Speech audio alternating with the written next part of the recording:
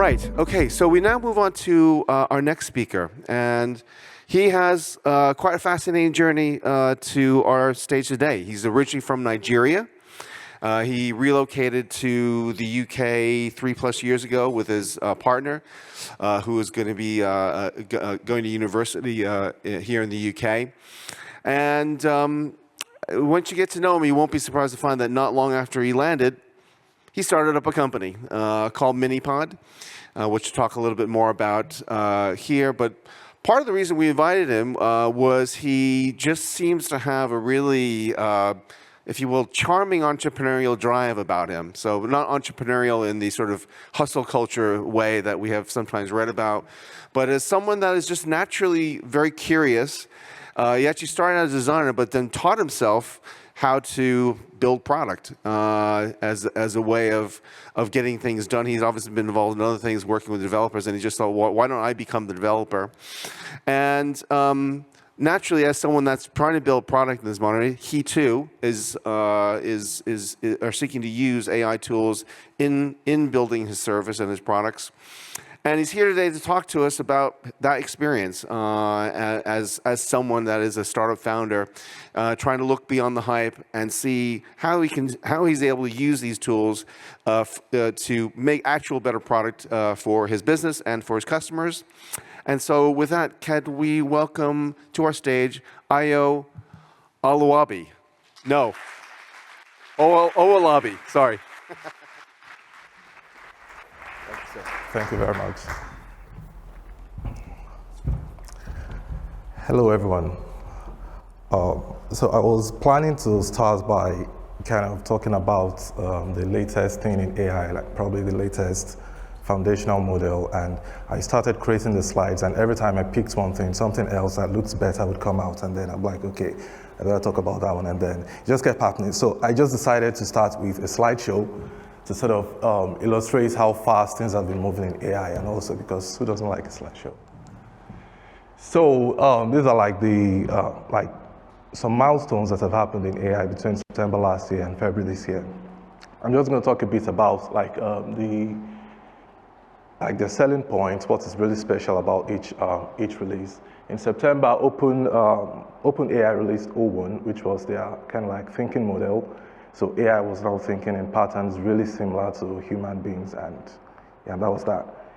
And then the next month, Claude released Claude with computer use, so AI could now go on the internet and act like a human being and browse and actually get things done for you.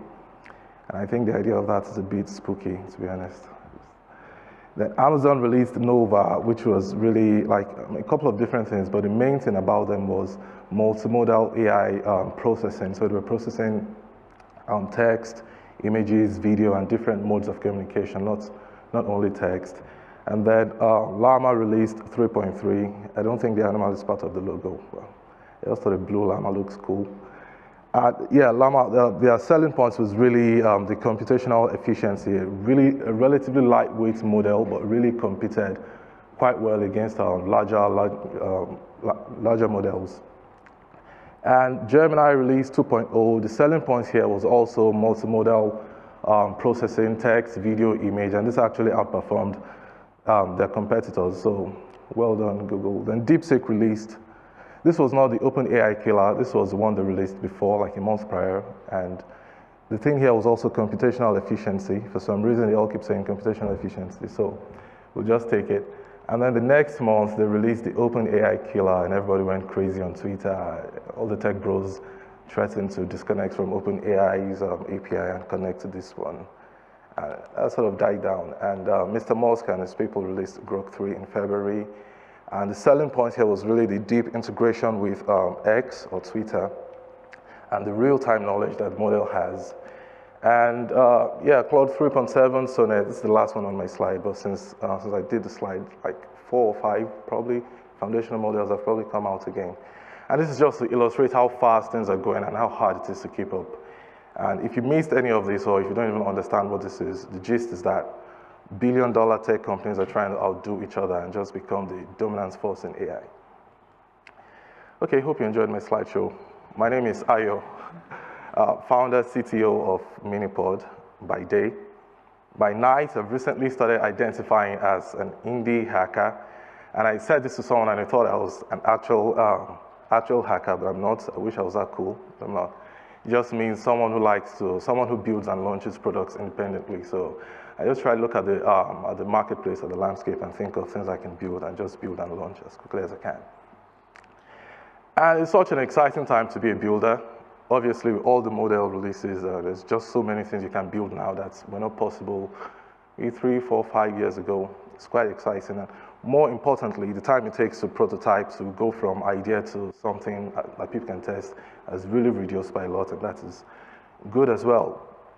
But also, since AI went mainstream, we've noticed some patterns, especially with founders and developers, and I've kind of tried to illustrate some of them here. When you have a product, an idea that looks okay, decent, and then the founder would be like, okay, now everybody's doing AI, how about just sprinkle some AI on it? And then you have maybe as a furniture maker, I'd be like, oh, we are AI-powered furniture makers, and I mean, it's just loads of that. And this was mostly because it felt like VCs were throwing a lot of money at AI startups, and everybody just wanted to be doing the right things to improve their chances of getting investments. Another pattern is you'd have like AI for something, especially early on in 2022, 2023, you'd have AI for cats, poems, or AI for some other thing. And then ChatGPT came and everybody knew about OpenAI. Then became clear, obvious to users that, okay, this is just a simple connection to OpenAI. There's no serious secondary processing going on. And the thing that I'm paying like £75, £50 a month for, I can actually do for free on ChatGPT. And all of a sudden, to the founder, their business model is now, we're hoping that people don't learn about ChatGPT, which is not going to happen. But you knew ChatGPT can do it for free. So the point I'm trying to make is that it's an exciting time to be a builder, but also a delicate time. It's easier than ever to build a new product, but it's also easier than ever to build a product that becomes obsolete before you're even done building. While you're trying to integrate, a new model comes out and you realize that your idea is not going to fly. And I'm not saying we should not build. I'm not saying we should leave it to the large companies to innovate. Obviously, that's not going to happen. AI is like general purpose technology. There's just so much value that can be added to people in different areas with AI, and the large companies just can't handle everybody. So independence builders and startups have to come in some capacity. So if you're like a developer and you're looking at the AI stack and thinking of ways, like opportunities for innovation, to you might be looking at the stack, which is essential, like the different layers of technology that need to work together to give us AI as we know it today.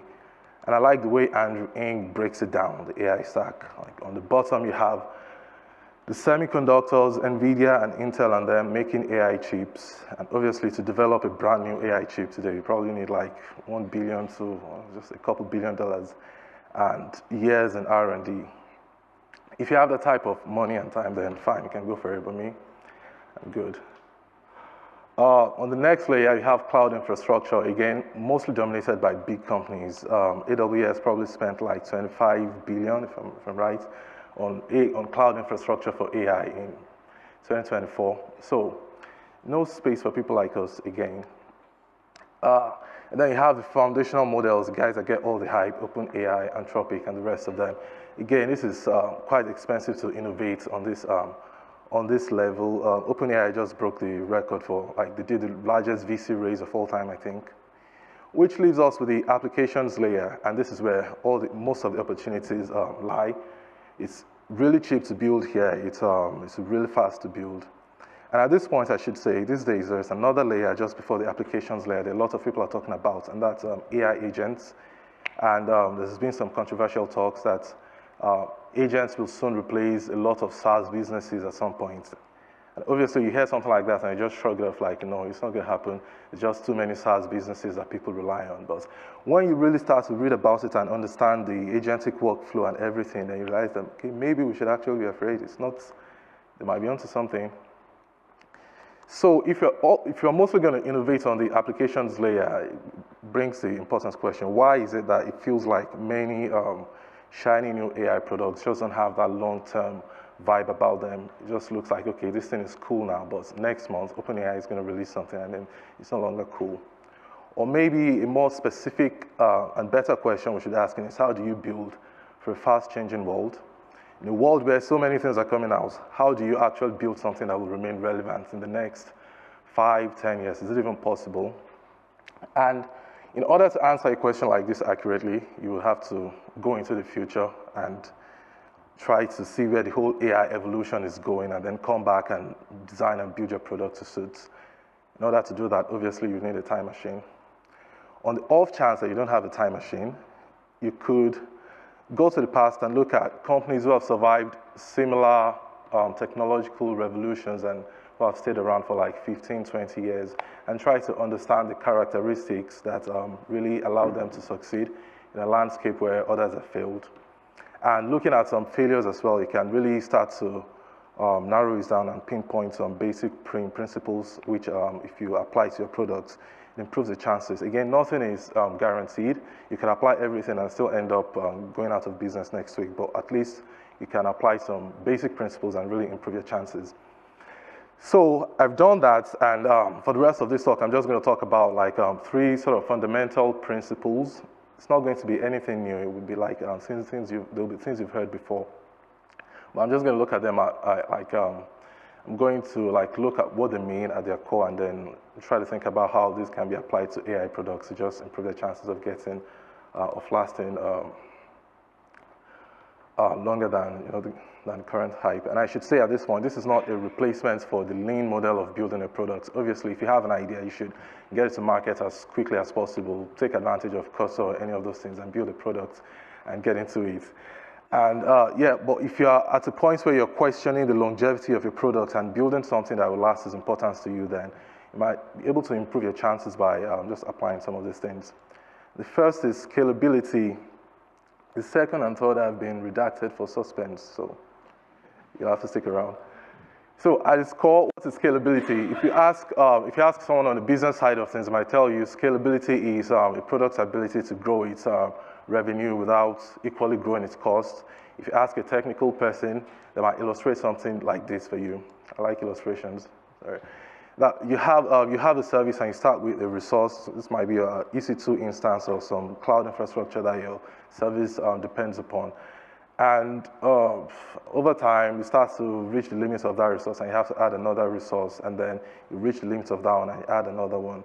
The scalability to a technical person like me is how far can I, like for how long can I keep doing this before hitting a bottleneck, and how easy is it for me, like when I'm adding resources, is the service going to be, am I interrupting the service? So if I have a system that allows me to do this easily, then I have a good scalable system. How does this all apply to AI? I mean, many different ways. There are different things you could consider when building your products. Really, when building your AI products, you're considering scalability. But I just want to highlight 2 today, and hopefully quickly, because I feel like I'm taking time. So first one, long-term cost efficiency. Obviously, the easiest way for any business to fail is when operational costs exceed the revenue and the money that business is generating. A lot of AI products today have a service, and then they connect externally to OpenAI or some other large language model. Then the users come and make a request, and app has to ask the third-party large language model, and then they get results. And the workflow works like when you don't have a lot of users and a lot of traffic, but over time, as you start to scale to hundreds of thousands and hopefully millions of users, then it becomes a problem. So instead of making all those blind API calls that get really expensive and just get generic results, you could take a smaller model, fine-tune the model to suit your particular use case, and combine with a technical thing called retrieval augmented generation, which in English means just having an AI pull from a specialized knowledge base to improve its results. This is a lot cheaper. This is a lot, the results are going to be a lot better for your particular use case. And the next thing, modularity. You don't want to build your system to be too tightly coupled with a particular large language model. You want to be able to plug and unplug easily. So if you're using OpenAI and it looks like DeepSeek is the cheaper thing, is the cool thing, you can easily unplug and just connect to DeepSeek. You don't want to be too built for OpenAI. It's just too risky. And again, you want to separate your business logic and your AI logic. This is all system design stuff, but it's things I feel like just applying to a product really makes it flexible and scalable. Next one is adaptability, and I like illustrations. So imagine that this was a product scaling and getting bigger and bigger, and that is usually fine. But what happens is at some point, the landscape is going to take a different shape, and then you can no longer scale. You have to rethink your business model. A classic example is when Blockbuster, I mean, they were the incumbents, people were happy to go to the stores to get movies and watch at home. But the landscape of content consumption changed fundamentally, and people were now only happy to consume. People could now consume content from their homes, like on the internet. So Blockbuster had to become Netflix. We know they didn't do that. But what happens is a company realizes that the market has changed, and then they have to sort of change their shapes to fit the new landscape, and then they keep growing. And this is fine. It happens like maybe once a decade or once in 25 years, and people are happy to have a board meeting and rethink their business model and how they're providing their service. With AI, it feels like the market is taking a new shape every other week or month, and it's just hard to predict anything. I promise are all random shapes. I wasn't trying to do anything. So for AI, you have to sort of inherently build adaptability into your product, so that you don't have to go and have a meeting. Okay, AI changed this week. There's this new thing. How can we adjust ourselves to fit this? Adaptability has to be built inherently, and what exactly this means in practice will be different for different products, I believe. But what I just want to highlight today before moving on to the next point is how you can combine the power of supervised learning and Gen AI to produce like highly adaptable products. So when a lot of people think AI these days, they're really thinking Gen AI, and AI is just a set of tools.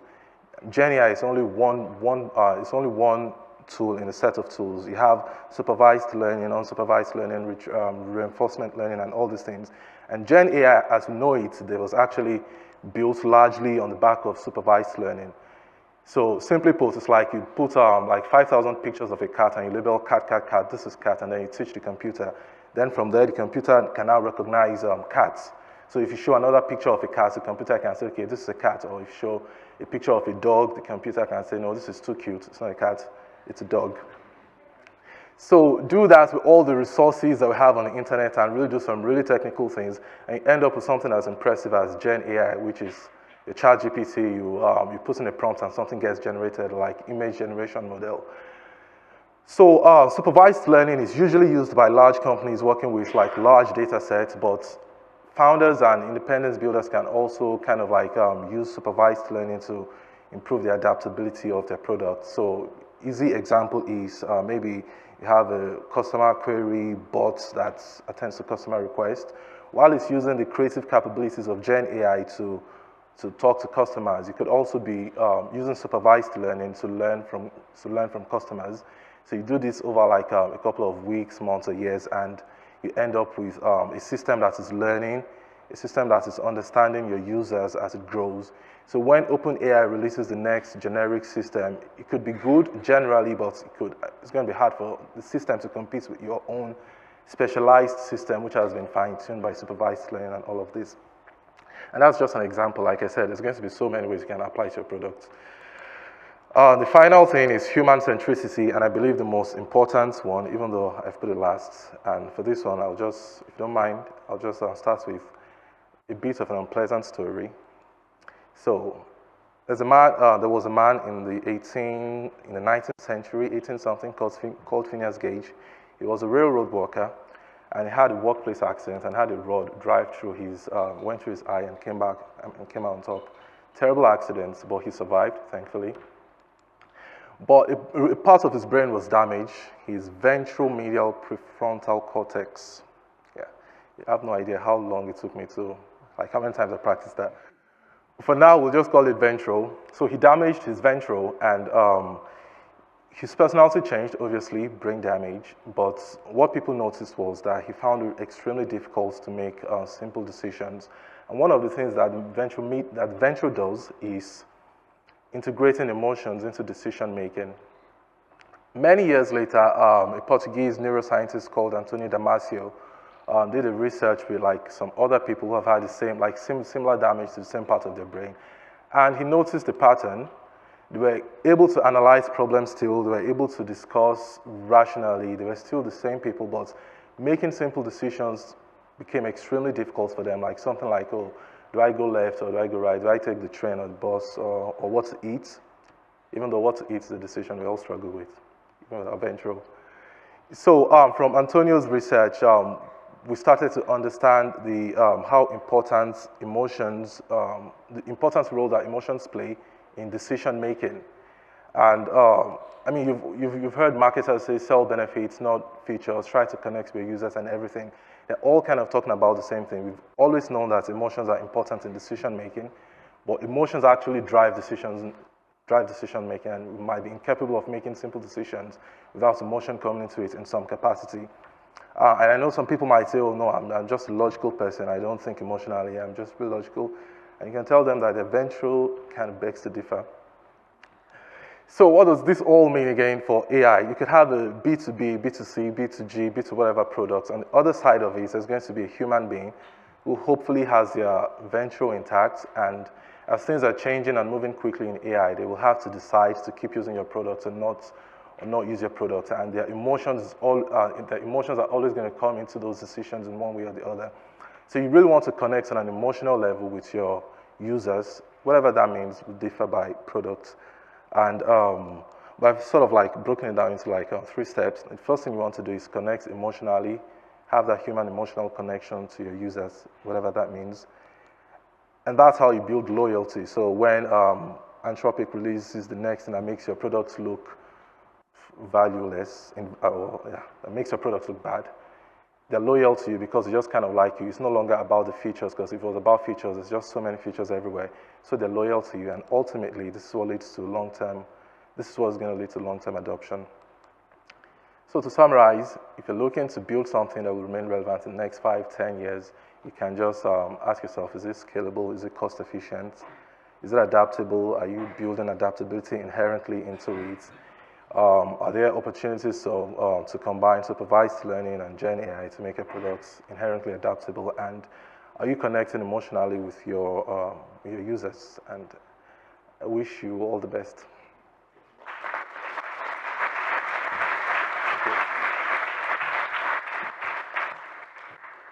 Great. Thank you so much, Ayo.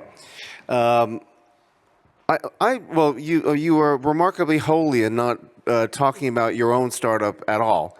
And I'm just wondering if you wouldn't mind just quickly telling us what Minipod is, where it came from. Oh, fantastic.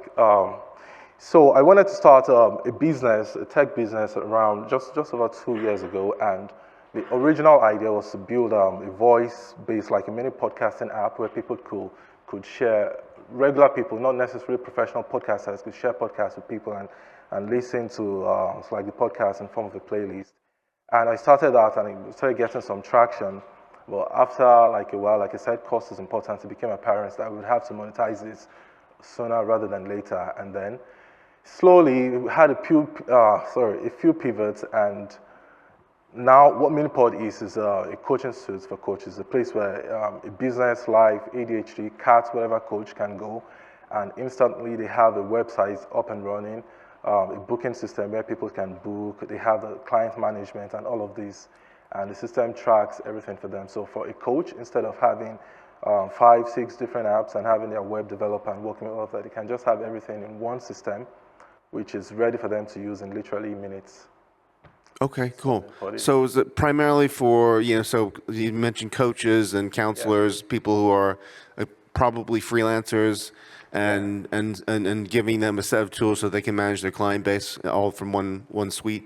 Yes, exactly. And it could be, it could be a professional coach. Since we launched, it's been like, when I say strange or unusual types of coaches who have been coming. We had a cat coach the other day who teaches cat moms how to take care of their cats.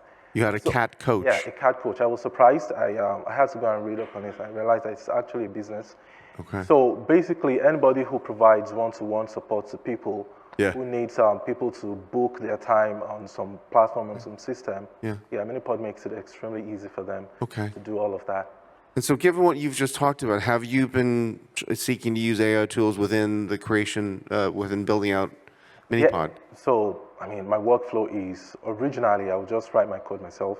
When ChatGPT came out, then I started using ChatGPT sometimes, maybe looking for a bug, and I just copy the whole class and dump on ChatGPT. Okay, can you find the bug in this code? So I was using it like that. Okay. There was a nice workshop yesterday where someone from Komodo talked about using Cursor to actually build stuff from the beginning. I haven't been using such tools as much, but I've seen what they can do, and I know that you can literally have a prototype up and running like in minutes, and it's impressive.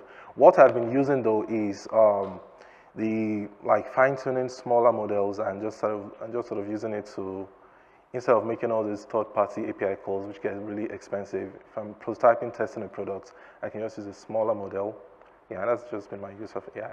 Okay, cool. We have time for a couple of the questions off Slido here.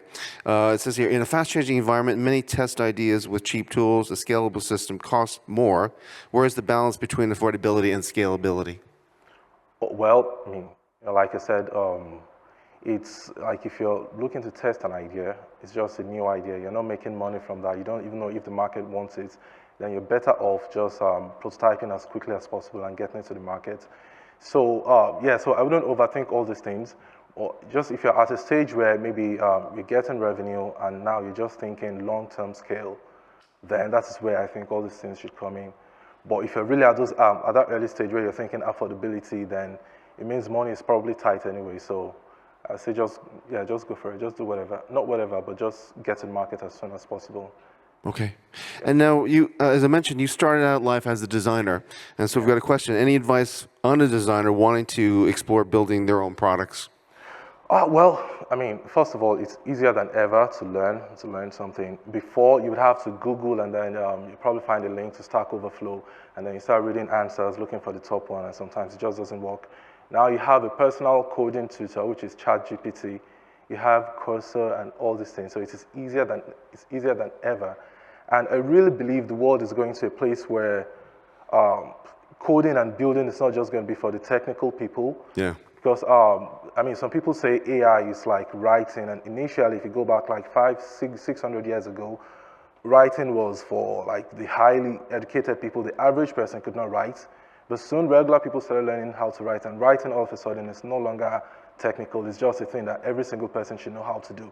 And now people can write stuff. You're on Twitter, you can see people writing, dropping their think pieces and everything. And I think coding, building is going to get to that level eventually. Maybe in our lifetime, maybe not, or just maybe in the next decade or two.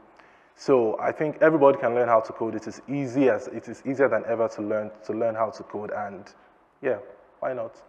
Ayo, thank you so much for sharing your story today. Thank you. Thank you. Cheers.